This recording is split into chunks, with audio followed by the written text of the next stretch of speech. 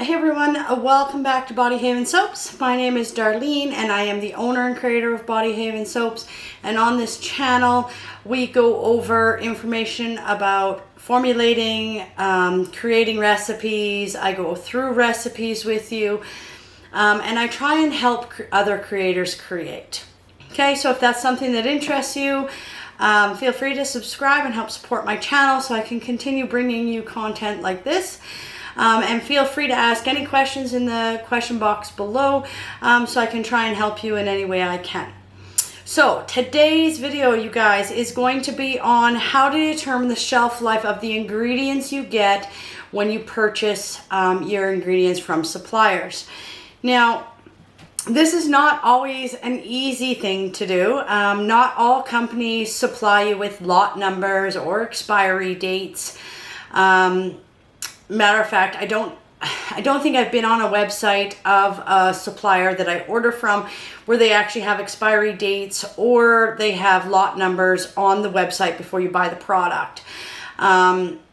Sometimes you'll see in the detailed information about that product what the estimated shelf life is. Now, the estimated shelf life they use is generally from the time of manufacturing until the end of the shelf life. So not the shelf life of the product that you're actually going to receive, the shelf life of what that expectation is for that specific product.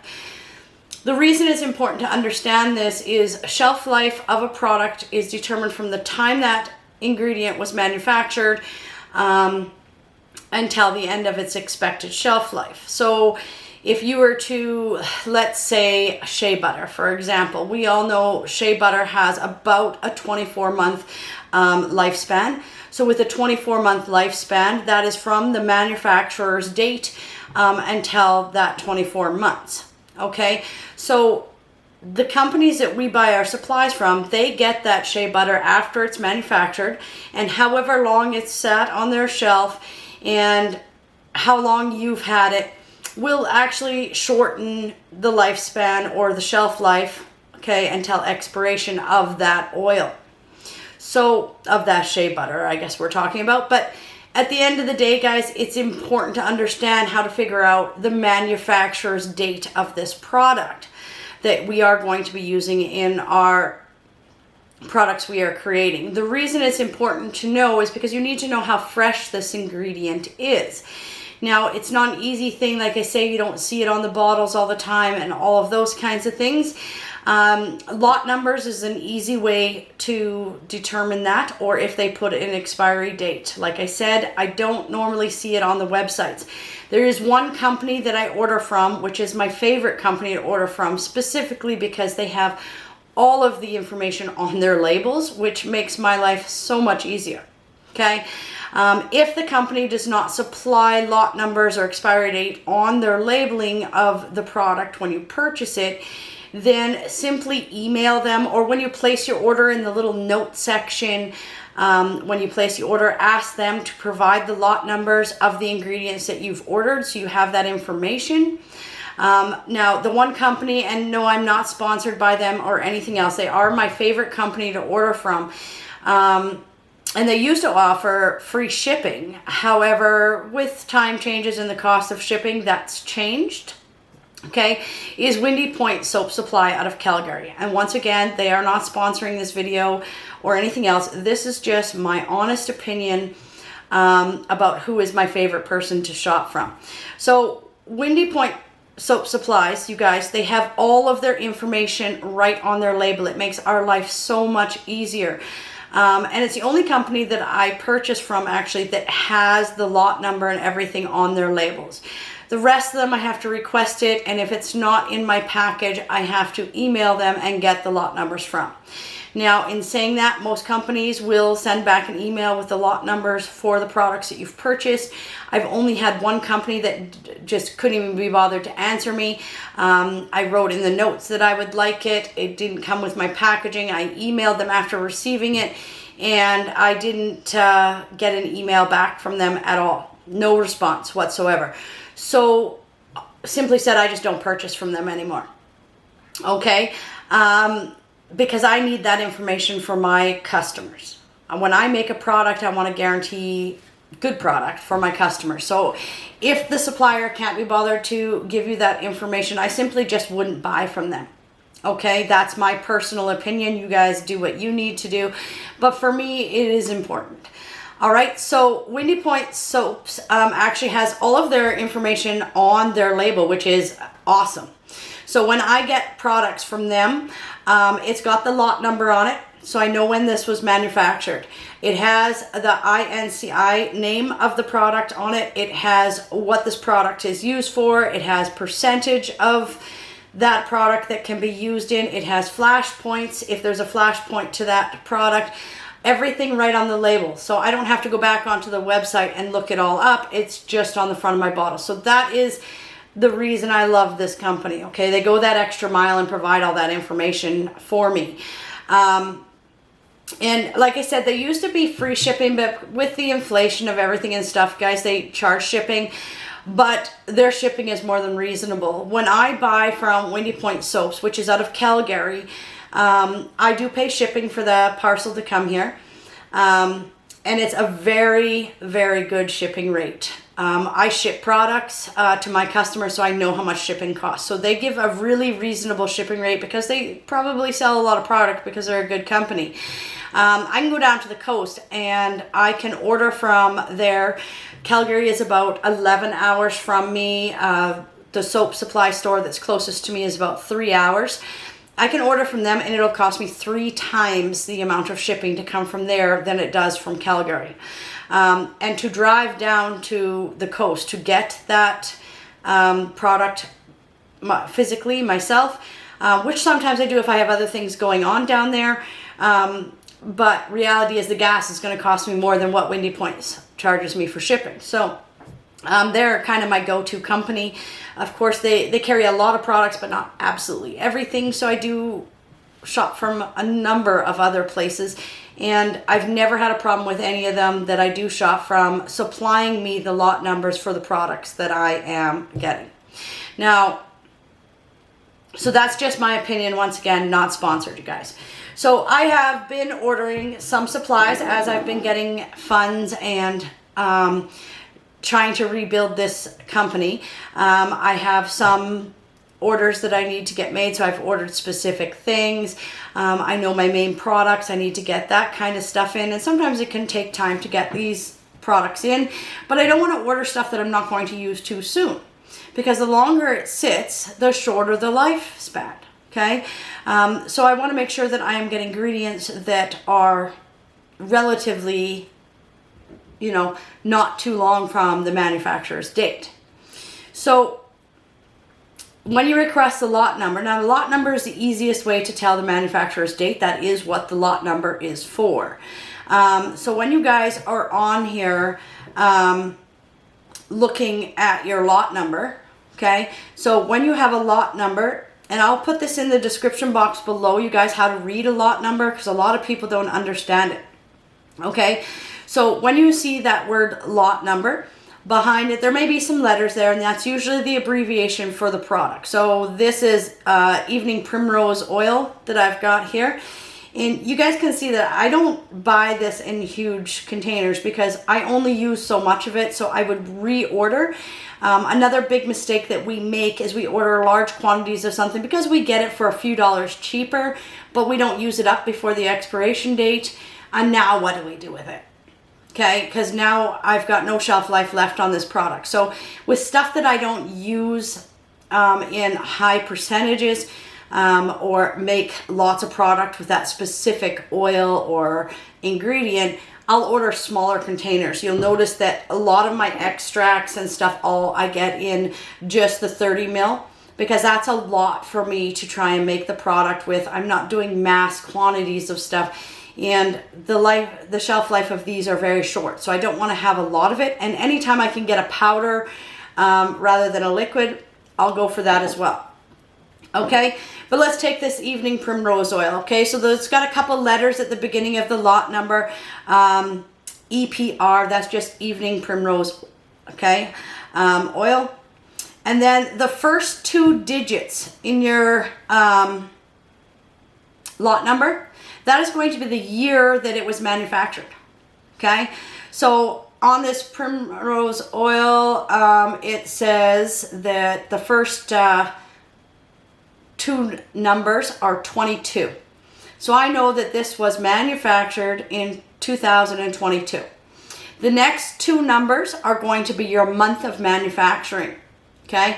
And it is 01. So I know that this was manufactured in 22 in the first month, so January, okay? And then it may have, now not all lot numbers, but I mean, if we can get to the month, that's close enough. The next two numbers would be your day that it was manufactured in that month. That becomes really important when we have very short life, okay, ingredients. And then the next two digits after that can be the plant number. I don't see that very often on the lot numbers. And then you can have another digit that represents the batch that was made if they're making more than one batch in one day. And that is how they track the products. So for us, like Windy Points puts the lot number right on here, I know exactly the year and the month with this company of when this product was manufactured. Not from the time they received it, because can this sit in our in their inventory for 3 or 4 months before we purchase it? So there could be 3 or 4 months less shelf life, okay? So understanding that lot number or an expiry date, okay? If it's not on your product, all right, you need to email them and ask them for the lot number. And like I said, most of them, I've had one company that didn't respond to me at all. I simply just don't purchase from them. And everybody else generally just sends it to you or put it in that note so that they know that you want it when you place your order. That's how you're going to tell the lifespan of the product or ingredients, okay? So lifespan of your ingredient is what's going to determine also the life shelf of the product you're creating. So let's say I was making body butter, okay? And in that body butter, I'm going to put shea butter, mango butter, cocoa butter. I'm going to put some of this. We'll just wait. We'll just do a solid butter one first. Okay, so shea butter, mango butter, cocoa butter, and I'm going to put in vitamin E. I could put a preservative in this if I'm concerned about people dipping their fingers in, bacteria going in, or I could opt not to. Me personally, I put a low percentage of preservatives in my body butter just because I can't guarantee my customers aren't introducing bacteria in there, and safety is of my top concern. And I will put vitamin E in there to have that antioxidant to extend how long those oils last before they become rancid. All right, so this is 100% oil recipe. All right, this is easy when you're doing the 100% oil recipes. Okay, you're going to figure out what shelf life is left of each product you're putting in. So let's say that the shea butter, we know that has a 24-month shelf life from manufacturer's date until the end of its shelf life, approximate, okay? Then we have mango butter, 24 months. All right, we have cocoa butter, which is 2 to 5 years, and that leaves a pretty wide gap in there, you guys, but cocoa butter is one of those really stable things, and really how you store it is, I mean, all of our oils and products, how you store it is going to determine shelf life as well. If I have this evening primrose oil that is sitting in a window where the sun is shining on it, or in a really warm environment, it's obviously going to break down a lot faster than if I have it in a dark, so no light getting to it, and a cool location, okay? Most of our products come in clear packaging, so we don't have much protection from the light, so we want to make sure that we keep it in a dark location if at all possible. All right, so that's why they have that wide range there, but cocoa butter lasts a long time. And then we have our, if I was to put a preservative in here, I'd probably go with a broad spectrum Germall Plus. For this, and I would put a small percentages, but Germall Plus, you guys, it also only has a 24-year 24-month lifespan. So with that 24-month lifespan, remember when you're using your preservatives, as your preservatives get older, they become less effective. So I wouldn't be buying huge containers of preservatives either, because we don't use them at high percentages, and really, once they expire, they expire. things have broken down and is less effective. So keep that in mind when you're also buying a preservative. Shelf life of that preservative is important. And then our vitamin E is about 24 months before it starts to deteriorate on us. Okay, so everything in this is a 24-month or further. So if I got all those ingredients and they were only a month old from manufacturer's date when I got them, and I've added that vitamin E in there, which is a 24-month period as well, and every last ingredient had 23-month shelf life on it because I've looked at the lot number and I received these products a month after they were manufactured. I know for a fact that this product will do well on a shelf, okay, for approximately 23 to 24 months. All right. Now, if I receive these ingredients and there's already a year used up on them, so my shea butter was already 12 months since it was manufactured, mango butter 12 months since it was manufactured, cocoa butter 12 months since it was manufactured, you know, my Germall Plus, my vitamin E, everything was already 12 months old. Now I know I only have 12 months of shelf life because those things are going to break down. All right, so that's why understanding how to get that information is important, and it is why you should request suppliers to provide it to you. Now, when you request that to be provided to you, generally they try not to send you stuff that is got a month left shelf life. I would also watch you guys when you order a product. Like I said, don't do large quantities unless you're going to use that large quantity up fairly quickly, or it has a long shelf life. Cocoa butter, for example, we just discussed how that has a long shelf life. So you may be able to order that in a bigger volume as long as you store it properly, keep it in a dark location. I mean, yeah, so you can get your discounts.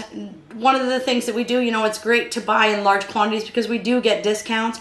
But when you do get that discount, you know, you really shorten the lifespan of your product. So make sure that you're buying what you need and not overbuying, because you actually lose money in the end because your product expires. And generally when you request a product and lot number or expiry date, they're not going to send you stuff that's going to expire in a month. So that's just a tip. Now, I would watch out for when they put those huge sales on sometimes. Now, I mean, like I say, if you've asked for the expiry date or the lot number, but generally when they put things on huge sales like that, it's generally because they're coming to the end of their life. So just be cautious of that might be why they're having it on sale. And I'm not saying that's the only reason they put on sale. There is a couple places that I purchase from that do regular sales. It's just a normal thing. Every month they have a sale on something, and it's part of their marketing thing. And it's not that they're trying to get rid of old product generally. Okay. But I'm pretty cautious about those types of sales. And maybe if it was something like pumice stone or a clay, that as long as it's not wet, it has a longer shelf life, then, you know, I would probably purchase from the sale. But generally when oils are on sale, I'm pretty leery about that, or your extracts, that kind of stuff. So keep that in mind, okay? That's something to watch out for. And like I say, make sure you're getting that information, because how are you supposed to know when this product is manufactured? It's not from the time you purchased it. And that is one of the biggest misunderstandings. I bought a tub of shea butter, so the expiry date, I have 24 months to use it up. No, it's 24 months from the time it was manufactured. So if it's already a year old, now you only have 12 months. So that is the reason why it's important to understand that. You take this, now let's just go over one more example. Let's take the exact same body butter recipe, shea butter, mango butter, cocoa butter, Germall Plus, and vitamin E. But let's add in some chamomile liquid extract. Okay, chamomile liquid extract only has a 12-month shelf life. Okay, if I was to use the 100% chamomile powder that doesn't have all of these additives in it to preserve this and water, I would actually have a lot longer. So keep that in mind when you're buying products as well. If you can get powder form that is water soluble or oil soluble that you can put into your products, you're better off because you're going to have a longer shelf life. Once they become moistened or water, that type of stuff in it, it really starts to deteriorate that shelf life. Okay, so let's say that in that body butter I have added chamomile extract. There is 12-month shelf life on this chamomile extract, and when I purchased it, the lot number says 2021. Okay, so I know that it was, the first two digits are 21, so it was manufactured in 2021. The next two numbers are 09, so I know it was September of 2021 that this was manufactured in. Now I know I only have 5 months left of shelf life of this chamomile extract. Okay, so 5 months, and this will be expired according to its estimated shelf life. Okay, so if I'm going to put this in a product and we're putting any water or botanicals or anything, so even if I use the powder and put it into this body butter, you guys, I have a herbal in there now, so I've shortened that shelf life. So you got to keep that in mind. But now I know that whatever product I make with this bottle right here, there is, even with my preservative, my vitamin E, okay, it may extend the shelf life a bit, but I have approximately 5 to 6 months, and that product I can no longer sell. So that's the importance of knowing that and making that decision whether that's going into your body butter or not going into your body butter. If it had just been manufactured 3 days ago and I received it, well, I might put that in my body butter because now I have approximately 12 months. Okay, our goal with our products, at least my goal, you guys, is to have at least 12 months before that expiry date. So that is kind of where I set my guidelines. You guys are free to set your guidelines. This chamomile extract, because I don't normally buy the liquid stuff, I will buy the powder because now I've got a longer shelf life. But this I bought for my specific use. I know I have 5 months. That is the actual lot number on here, you guys, to use this up. Okay, if I don't use it all up, so now it has expired, okay, or it's coming close to expire. So when I get my products, you guys, I simply look at the lot number and I will use a marker and I will write the date of expiry just on the bottom of my container in a black permanent marker. So this is on my shelf. When I pull this off my shelf, I know as soon as I pull it off my shelf how much time I have left before this product has expired. Every month I go through all of my products, and anything that is close to expiry gets moved to a different location, and I may reorder that if that's something I regularly use. Now I bought this in a small amount, so I may or may not use this in the 5 months that I have left in it. Like I said, I bought this one specifically for myself. This other one is for orders that I have that people have requested, and for replacing in to rebuild my business. But I've bought this specifically for myself.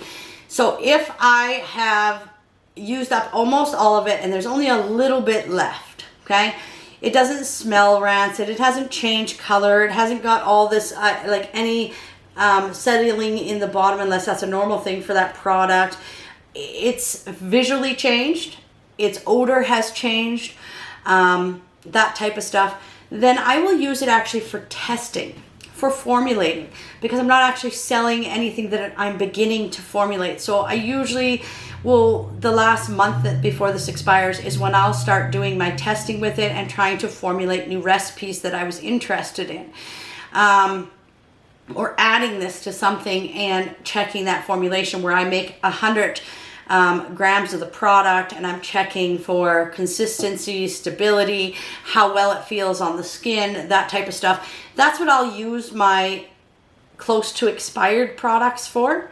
And if they have completely expired, you guys, I mean, I have my company set up so that if I have product that's expired, I have ingredients that have expired, I'll write those off as a loss. Okay, I do all of my documentation, lot numbers, expiry dates, and I can, figure out how many milliliters was left in here. That's how much loss I had. And I will write that off. Now that doesn't compensate me for the whole amount that I lost, but it does essentially help. So that's something to look into as well. It's just like a restaurant. If they order food in and they don't use all of that produce and it starts to spoil, well, they can write that off as a loss. I think they get a percentage of loss. We have the same ability with a business, so keep that in mind, okay? So tips for this one, you guys. Always get your lot numbers or expiry dates. Not a lot of companies supply them right on the bottles, or it would be handy if they did, but not a lot of them do. Request them when you place your order. They usually give you a place to put a note. If they don't send them with your order, email them and ask them for them. If they won't provide them to you, well, my personal opinion, you guys can make your own choices, but I just don't buy from that company. If they're not willing to give me the lot number or the expiry date, then I probably shouldn't be buying from them. Okay, I know a lot of these companies get busy and stuff, but the one company that didn't even answer me, I've waited 3 months and I haven't heard anything back. So I'm simply just not going to order from them. Plain and simple. At some point, at least respond to my email or give me some consideration. So that is kind of as easy as that, you guys. And I will put an example of how to read the lot number down in the description box below. So please take a look at that. It's a lot easier than you think, and it's important to figure out your own shelf life, how long this product is actually going to last according to the freshness of your ingredients. Like the last video, the fresher the ingredient, the longer the shelf life you have. So you need to be able to figure that out. All right, so I hope that you guys gained some information from this video. I'm trying to break this up because there's a lot of information. This is one of the shorter ones. The next video that I'm going to do is going to be on your stability testing. How do you actually determine the shelf life of your product? We know the things that we must consider. We know that how to figure out how to get the shelf life of the ingredients that you've ordered. Okay, so that's the beginning portion. Okay, we know how fresh our ingredients is. Now we need to figure out, when we mix these things together, what is actually the stable form. Remember that as small makers and small batch consumers, we aren't sending our stuff to labs. It just costs too much money. So we need to try and do our own testing to have a better idea of how stable that product is. That's why when I'm making product, you guys, I do everything in small batches, because I can renew that product if I start to run out, and know the quality of that product, rather than make a huge batch and have it sit there for 12 months and my customers are starting to get towards the end of that shelf life. If I've made small batches, I have fresher product coming out more often, and I have a better shelf life for my customers. Okay, so we'll see you in the next video. I really hope that you guys gained some information from this. If you have any further questions, please ask them in the comments below. I am going to be doing a question and answer video coming up shortly, so please submit your questions to me so that I can get all of your questions to the best of my ability answered. I've got a few questions.